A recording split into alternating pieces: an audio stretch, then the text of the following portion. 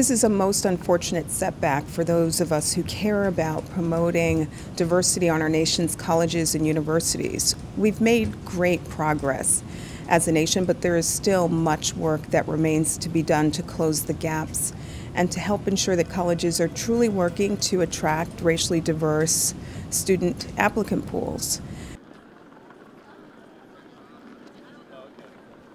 The federal guidance that had been issued during the Obama era was an important tool for colleges and universities that were trying to do the right thing and were trying to revise, modify, and institute admissions policies that were mindful of the Supreme Court's ruling in Fisher and at the end of the day help to achieve diversity on their campus.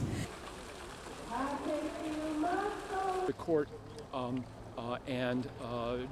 It sends the message that the federal government doesn't believe in racial diversity, and we run the risk that we may see school officials going back to the drawing board, revising their policies and changing their approach in ways that can be really harmful to us as a country. At the end of the day, all students benefit from diversity in the classroom. We want classrooms where there's a healthy mix of women and men.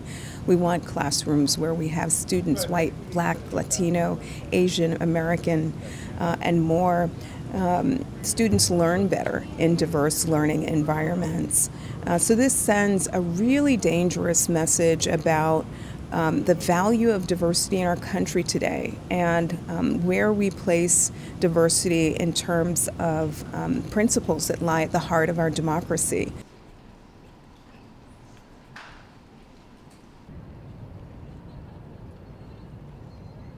Some of the gravest threats that we face in the higher education context today come from policies like legacy admissions policies, which absolutely skew to the benefit of white students at the expense of others and reward students merely because their grandparents or great-grandparents may have attended an institution during a period of racial segregation. This is a moment that requires vigilance. We're going to have to monitor carefully to ensure that schools, administrators, and presidents don't seize this as a moment to gut their efforts to promote racial diversity on campus.